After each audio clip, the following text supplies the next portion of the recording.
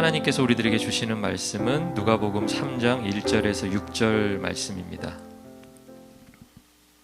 누가복음 3장 1절에서 6절 말씀 우리 찾으셨으면 한 목소리로 같이 읽겠습니다.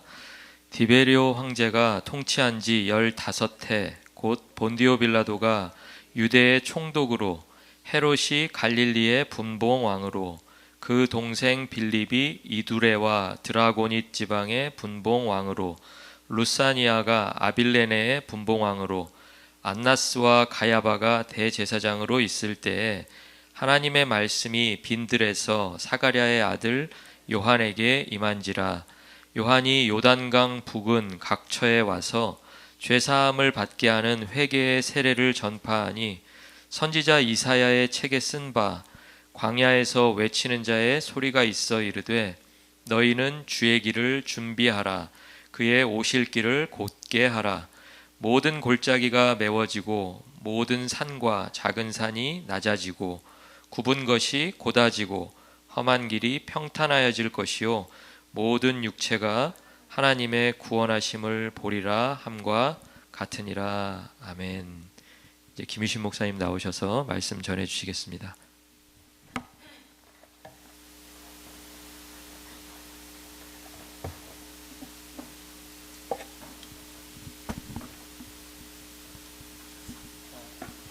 이 물 떠다 주신 분이 꼭 마시라고 하셔서 한 모금만 먹고 시작하겠습니다.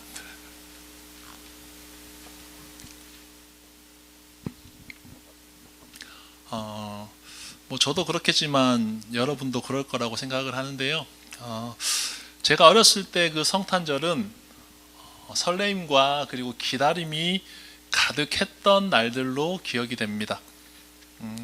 여러분들은 어떤 기억이 있으세요? 어렸을 때 성탄절이라고 하면 그때도 저는 트리 장식을 했었거든요, 교회에서. 그런데 이제 이런 나무가 아니라 교회 장로님이 산에 가서 진짜 이제 나무를 베어 와가지고 거기에다가 트리 장식을 했던 기억도 있고요. 성탄 전야제를 준비하려고 몇 달 전부터 이제 주일학교에 모든 아이들, 선생님들 모여서 학교 끝나면 교회 가고 주일 예배 마치면 교회 남아서 연습하고 크리스마스 이브가 되면 저녁에 다 함께 모여서 준비했던 발표회를 하고 그리고 그렇게 교회에 있다가 또 자정이 되면 어디를 가죠? 335 짝을 지어서 새벽송을 돌러 가죠. 새벽송 돌러 가서 그 앞에서 이제 또 노래를 부르고 나면 뭘 받게 되었죠? 그때 그죠? 간식들. 그때는 초코파이도 그렇게 소중하게 느껴졌었던 것 같아요. 그래서 그 초코파이를 이제 양껏 받아다가 주일학교 예배실에 이렇게 또 가득 쌓아놓고 그걸로 또 몇 주치 간식을 했던 그런 기억들이 있습니다. 생각해보면 사실은 그렇게 뭐 대단한 일들도 아닌데 그게 그렇게 몇 달 전부터 기다려지고 행복하게 느껴졌던 그런 시간들이었죠. 그런데 요즘은 좀 어떻습니까? 여러분들 요즘은 성탄절이라고 하면 어떤 기분, 어떤 느낌이 드세요? 예전에 그런 어떤 감격이나 기다림, 그런 설레임들이 지금도 여전히 동일하게 느껴지고 계신지요? 솔직하게 말하면 예전만큼은 아닌 것 같습니다. 물론 예전에는 지금보다 어떤 문명의 혜택이 부족했기 때문에 교회 공동체가 주는 그런 문명의 혜택들이 더 크게 느껴지던 시기입니다. 그래서 교회 밖에서 찾을 수 없는 그 재미를 교회가 제공했기에 교회 안으로 더 많은 사람들이 모여들었고 그렇게 교회 모임이 더 행복하게 느껴졌을 수도 있죠. 그런데 우리가 지나왔던 그 성탄의 기쁨들이 단지 어떤 퍼포먼스를 통한 즐거움이 전부였었나라고 생각해보면 그건 또 아닌 것 같아요. 우리 안에는 분명히 예수 그리스도를 향한 기다림과 그 기다림을 통한 신앙의 고백이 있었고 다시 말하면 우리의 시선이 어디에 집중이 되어 있는가에 따라서 그 성탄을 맞이하는 우리의 마음과 우리의 생각 그리고 우리의 느낌도 달라진다고 그렇게 생각을 합니다. 요즘 우리는 너무 바쁘고 너무 복잡하고 혹은 너무 많은 것들에게 우리의 마음과 시선을 빼앗긴 채 살아가고 있는 것은 아닙니까? USA Today라고 하는 일간지에서 사람들에게 이런 질문을 했습니다. 성탄절을 생각할 때 가장 중요하게 느껴지는 것이 무엇입니까? 라는 질문을 했는데 대부분의 사람들이 뭐라고 답을 했을까요? 그죠? 선물이라고 답을 했고 거기 질문에 참여한 사람들 중에 예수님이라고 대답한 사람은 얼마나 되었을까요? 30% 미만이었다고 합니다. 그런 질문을 받았던 사람이 모두 non-크리스천이라면 그럴 수도 있겠다 생각을 하겠지만 그런데 이 전 세계 어느 나라보다 기독교를 접하기 쉬운 미국에서 그런 결과가 나왔다는 것은 사실 조금 충격적이죠. 어쩌면 우리 안에 그 성탄의 감격이 조금씩 줄어드는 그 이유도 설문조사의 결과와 관계가 있지 않을까 그렇게 느껴집니다. 우리가 살아가는 이 세상의 구조는 우리의 마음과 시선을 계속해서 분산시키고 있습니다. 교회는 매해 똑같은 포맷으로 예수님의 탄생을 축하하고 그런 메시지를 전하지만 여러분 밖에 나가보시면 세상은 그렇지가 않거든요. 매해 더 화려하고 더 세련되고 더 자극적인 요소들로 사람들의 마음을 사로잡고 그렇게 진부함을 벗어나고 싶어하는 사람들의 관심은 거기로 쏠릴 수밖에 없는 구조를 가지고 있는 거예요. 그런데 아무리 화려하고 아무리 재미있어도 그 성탄 안에 예수님이라는 그 이름, 진정한 주인공이 거기에 없다면 사실 우리는 그 성탄의 진정한 감격을 느낄 수도 찾을 수도 없는 거 아니겠습니까? 예수 그리스도의 그 초림을 믿고 재림을 기다리는 자들만이 기억하고 경험할 수 있는 그 성탄의 감격들이 분명히 있다는 이야기입니다. 나 같은 죄인을 살리시려고 하늘의 보좌를 버리고 이 땅에 오신 예수님의 사랑이 그 감격의 주체이지 않습니까? 우리는 이번 성탄을 보내면서 그 사랑을 다시 한번 기억할 수 있어야만 합니다. 그런 관점에서 보았을 때 오늘 본문은 성탄을 올바르게 보낼 수 있는 소중한 인사이트를 우리에게 준다고 그렇게 생각합니다. 본문의 내용 자체는 사실 성탄과는 별로 상관이 없어 보이죠. 앞선 2장에서 이미 예수님의 탄생과 목자들이 방문했던 그 이야기들이 기록이 되어 있습니다. 그리고 우리가 함께 나누었던 본문 3장에는 누가 등장을 하죠? 세례 요한이 등장을 하고 있습니다. 그런데 그 세례 요한이라는 인물을 소개하기 위한 성경의 저술 방식이 조금 독특하다는 거예요. 여러분 본문의 시작을 보면 요한이라는 인물이 아니라 당시의 시대적인 배경을 먼저 이야기하는데 거기에는 저자의 분명한 의도가 담겨져 있습니다. 어떤 의도입니까? 첫 번째는 그 성경의 기록이 역사적인 배경을 바탕으로 하는 실제였음을 이야기하고 있는 거고요. 두 번째는 성경이 기록되었을 당시 그 이스라엘의 상황이 어떤가를 알게 해주는 장치입니다. 우리가 본문 1절을 다시 한번 볼까요? 본문 1절을 함께 다시 읽어보겠습니다. 디베료 황제가 통치한 지 15해 곧 본디오 빌라도가 유대의 총독으로 헤롯이 갈릴리의 분봉왕으로 그 동생 빌립이 이두레와 드라고니스 지방의 분봉왕으로 루사니아가 아빌레네의 분봉왕으로 먼저는 디베료 황제가 다스린 지 15해가 되던 때다 그렇게 이야기를 하죠. 디베료 황제는 주후 14년부터 정권을 잡았던 로마의 두 번째 황제입니다. 그가 정권을 잡은 지 15년이 지났습니다. 그러면 14 더하기 15 하면 주후 몇 년쯤 되는 거죠? 그죠? 29년쯤 되는 거죠. 그러니까 세례 요한과 예수님의 나이가 대략 어느 정도 되었을 때인가요? 29, 30쯤 되었을 때입니다. 디베료 황제는 티베리우스라는 이름으로 불리기도 했는데 반도렘이라는 역사가는 그 황제에 대해서 이야기하기를 야심에 참 재능이 많은 호색한, 그리고 잔인하고 파렴치한 비인간적인 인물이라고 그렇게 묘사를 했습니다. 여러분, 당시 세계를 제패했던 그 로마의 황제가 그런 사람이니 그 당시 로마와 주변 국가들의 분위기가 어떠했을지 우리가 예상을 할 수가 있죠.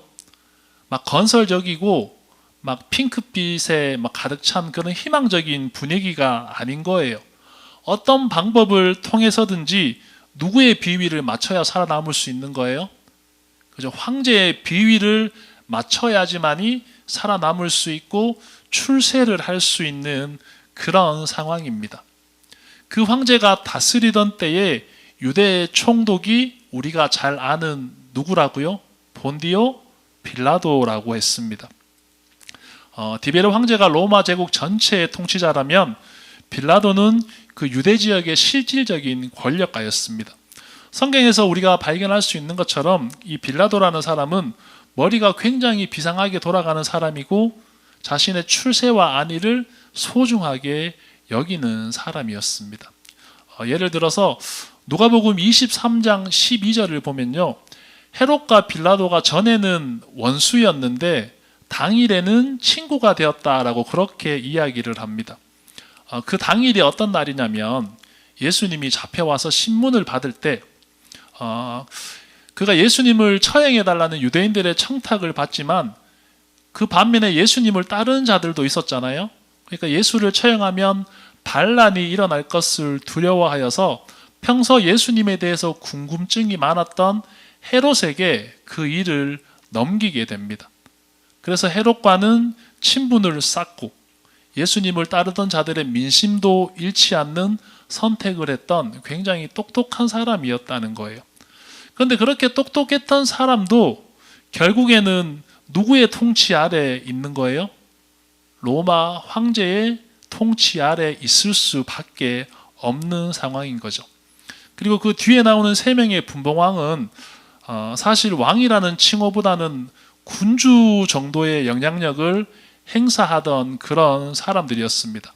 어찌되었든 그 각 지역을 다스리는 왕들의 이름이 거론이 되어 있고 로마의 왕의 이름도 함께 거론이 되어 있는데 그게 무엇을 나타내고 있나요? 그 당시 로마와 그 주변 국가는 누구의 통치 아래 있었다고요? 로마 황제의 통치 아래 있었다.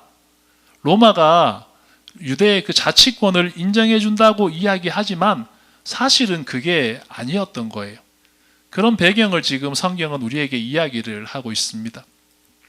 그리고 두 번째로 2절을 보면 종교인들이 등장을 하죠. 우리 본문 2절의 말씀 다시 한번 읽어보겠습니다. 안나스와 가야바가 대제사장으로 있을 때에 하나님의 말씀이 빈들에서 사가랴의 아들 요한에게 임한지라.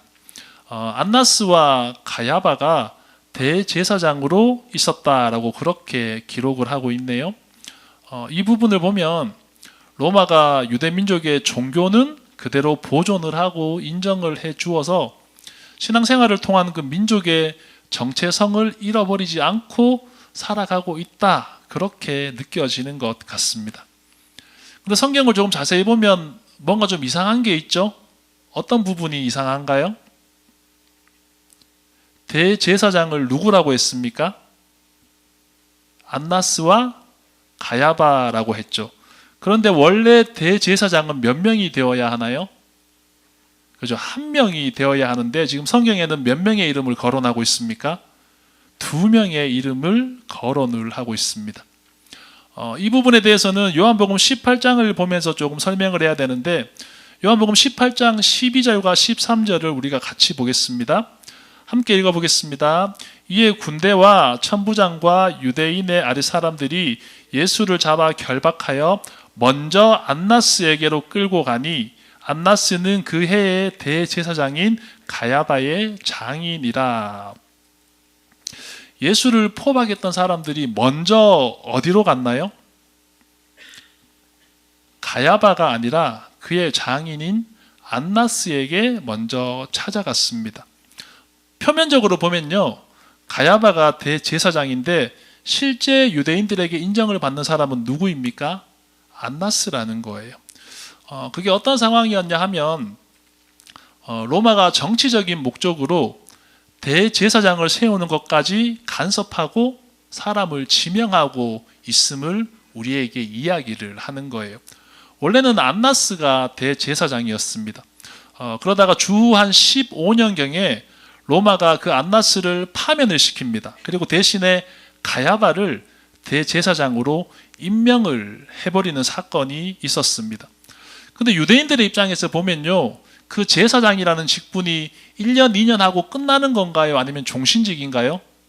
그죠? 종신직이죠. 그러니까 로마의 파면과 상관없이 그들은 여전히 안나스를 자기들의 제사장으로 그렇게 인정을 하고 존중을 하고 따릅니다. 그러다 보니 로마에서는 가야바, 유대인들에게는 안나스, 그 둘의 이름이 동시에 거론이 되고 있는 거죠.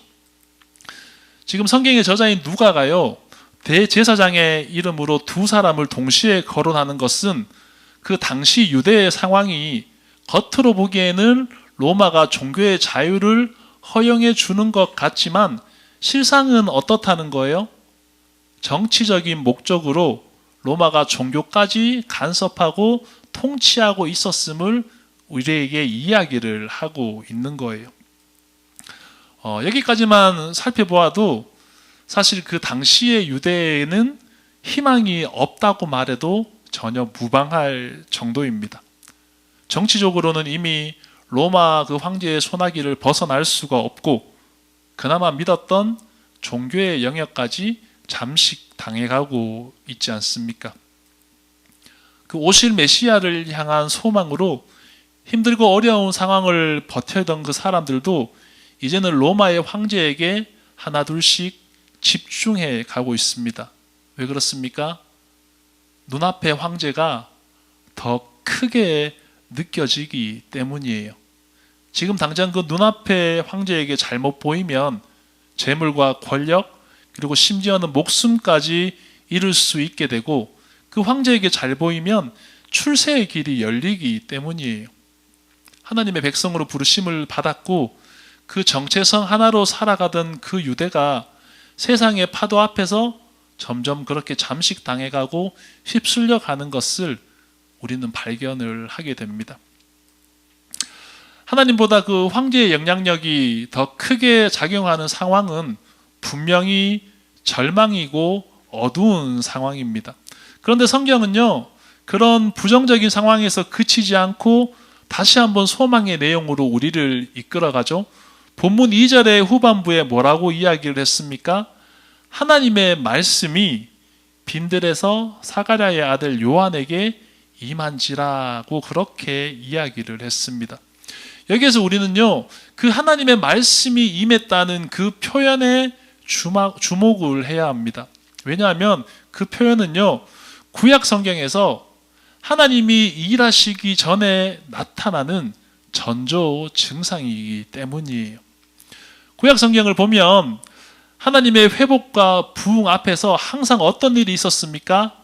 하나님의 말씀이 임하는 그 일이 먼저 일어났다는 거예요.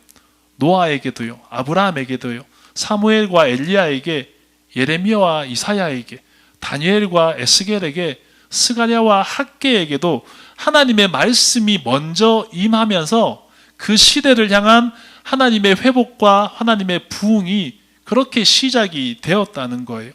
그런데 오늘 본문에서 세례 요한에게 구약 성경의 그 똑같은 패턴이 임하고 있다는 거예요.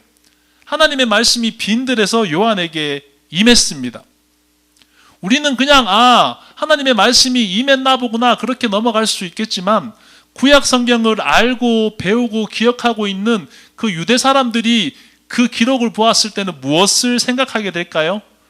그냥 단순한 표현이 아닌 거예요. 그 내용을 보는 순간 무엇을 연상하게 됩니까? 이제부터 하나님이 일하시는구나.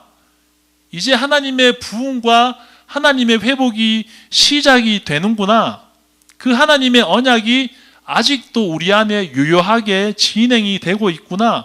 그걸 기억하고 떠올리게 된다는 거예요. 그 세례 요한이라는 사람을 통해서 메시아의 오심이 준비될 것이고 이스라엘이 그토록 바라고 소망하던 구원이 도래하게 될 것을 다시금 상기하게 된다는 거죠. 성경은 지금 그 당시의 시대적인 배경과 그 하나님의 임재를 대조적인 위치에 놓으면서 우리가 진정 집중하고 붙잡아야 될 것이 무엇인가를 이야기하고 있습니다. 제가 보기에는요, 성경의 저자가 의도적으로 세상의 문제와 그 황제의 권세를 더 크게 기록을 하고 하나님의 임재에 관해서는 굉장히 짧고 간결하게 기록한 것으로 보여집니다. 성경의 기록처럼 우리가 사는 세상이 그렇다는 거예요. 우리가 눈에 보이고 피부로 와닿는 그 세상이 우리에게는 더 크게 느껴질 수밖에 없다는 거예요. 우리에게 찾아오는 그 현실의 문제 앞에서 하나님의 존재나 우리의 믿음이 하염없이 작아 보일 때가 있습니다. 그래서 도저히 소망이 없는 것처럼 그렇게 느껴지기도 하죠. 그런데 거기에 대해서 성경은요, 가타부타 어떤 말들로 길게 설명하려고 하지 않습니다. 하나님의 말씀이 임했다, 그렇게 짧고 간결하게 이야기를 합니다. 왜 그렇습니까? 그게 다니까요. 그걸로 충분하기 때문에 그렇습니다. 그 짧은 표현 안에 하나님의 능력과 하나님의 회복과 하나님의 부흥과 하나님의 모든 영광이 담겨져 있기 때문이라는 거예요. 여러분, 우리가요, 명품을 설명할 때 막 어떤 과장되고 휘황한 말들로 그렇게 설명을 하지 않잖아요. 어디에서 만들어졌고요, 어떤 재료를 사용했고, 어떤 공정 과정을 거쳤고, 원가가 얼마인데 세일해서 얼마에 팝니다. 여러분, 명품 판매할 때 그런 이야기 들어보셨어요? 그렇게 이야기하지 않아요. 진짜는 뭐만 이야기하면 돼요? 브랜드 네임만 이야기하면 되는 거예요. 그 브랜드 로고만 보여주면 되는 겁니다. 그거면 충분하다는 거예요. 시계나 가방만 해도 그런데 우리 하나님은 어떻겠습니까? 전능하신 하나님을 믿는 믿음으로 세상을 바라보았던 그 누가는요, 그분의 일하심에 대해서 구구절절히 설명을 하지 않습니다. 한 구절로 충분한 거예요.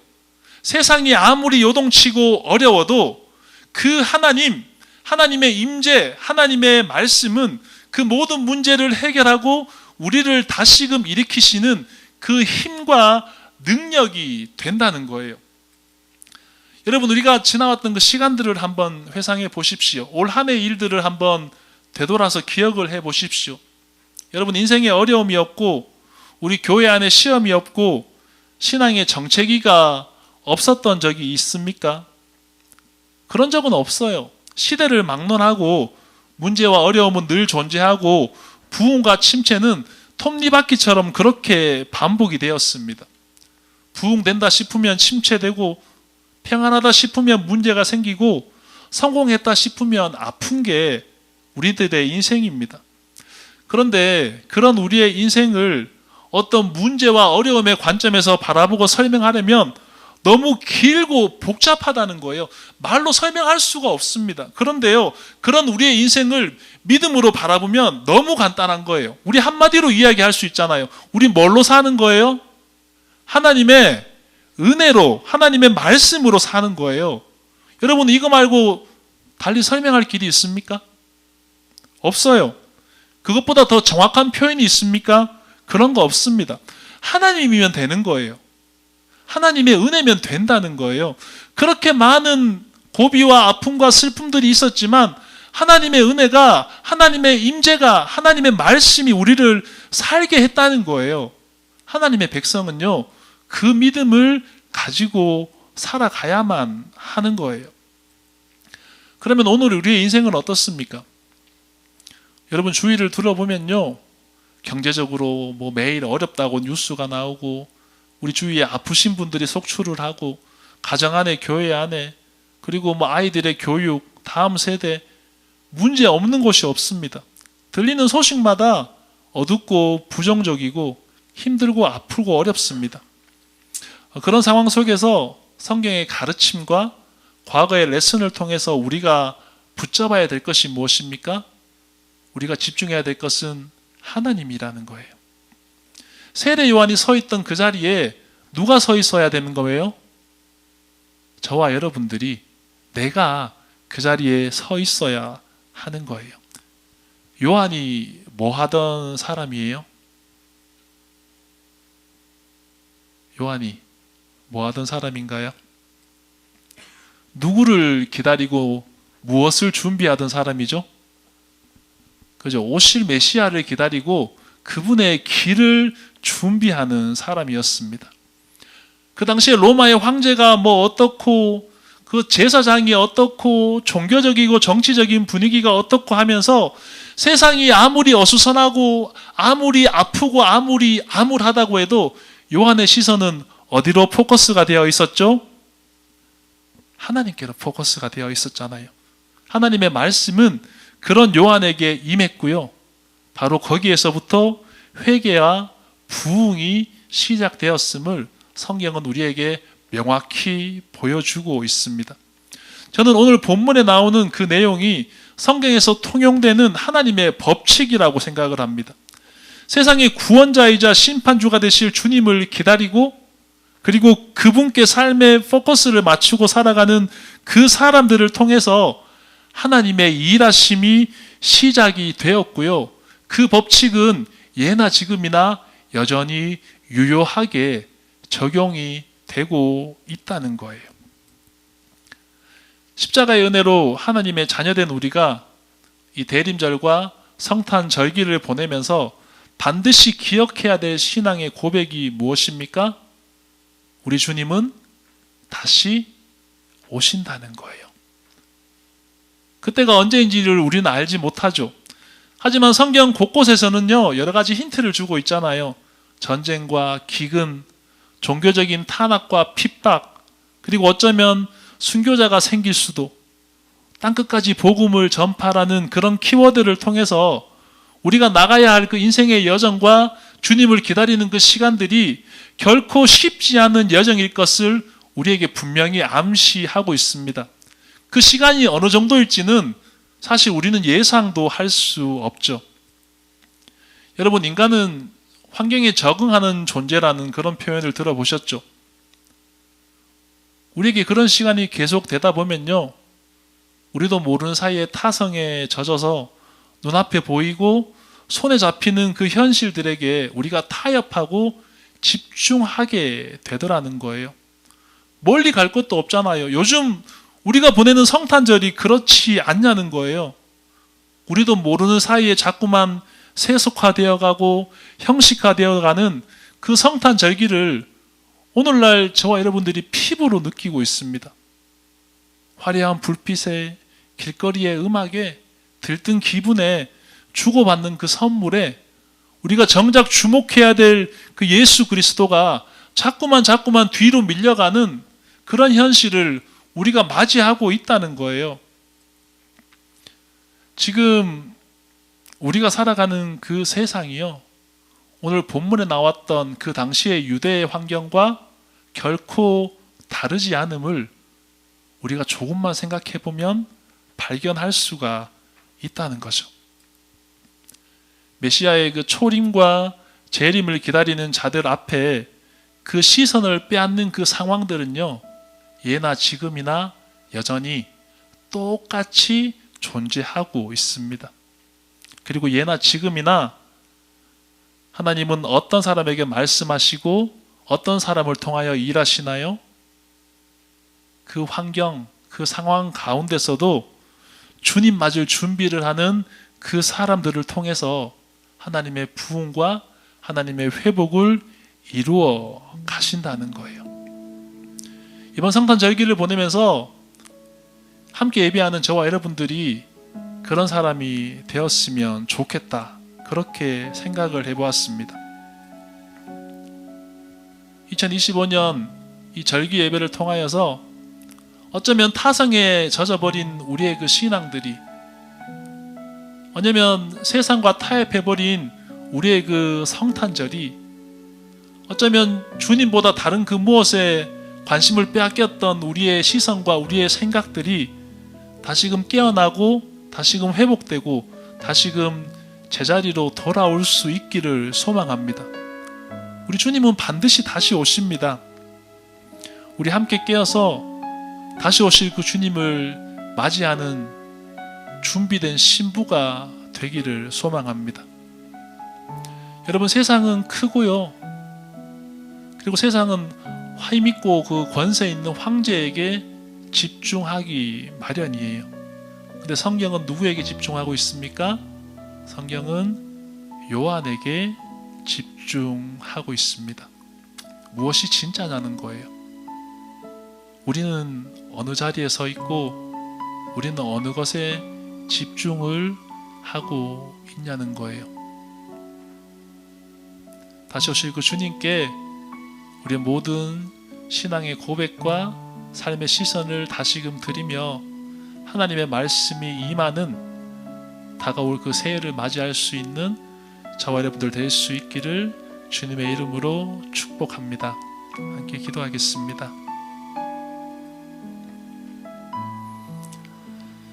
하나님, 성경을 보니 예나 지금이나 신앙으로 살아가고자 하는 우리 앞에 놓여지는 그 문제와 어려움들은 여전히 있었고,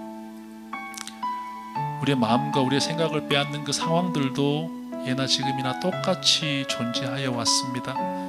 하나님, 그렇지만 그 안에서도 우리가 소망을 발견할 수 있는 것은 그 모든 상황 가운데서도 주님께 집중하고 다시 오실 그 주님을 기다리는 자들을 통하여 하나님은 일하시고 하나님은 부흥을 허락해 주셨습니다. 하나님, 우리가 그런 사람 되기를 원합니다. 하나님, 세상의 문화와 세상의 어떤 그 화려함에 타협하는 성탄절기를 보내는 저희들이 아니라 죄인된 우리를 구원하시기 위해 이 땅에 오셨던 예수 그리스도 앞에 감사하며 다시 오실 그 주님을 향한 소망과 믿음으로 하루하루를 보내갈 수 있는 저희들의 신앙 회복될 수 있도록 은혜를 더하여 주시옵소서. 하나님, 그래야해서 하나님의 말씀이 우리 가운데 임하게 하시고 그 말씀에 순종하는 우리 한 사람 한 사람의 삶을 통하여 하나님의 회복과 하나님의 부흥이, 하나님의 그 영광이 이 땅 가운데 다시금 살아날 수 있도록 하나님 우리를 통하여 일하여 주시옵소서. 모든 영광을 아버지 하나님 앞에 올려드리며 예수님의 이름으로 기도합니다.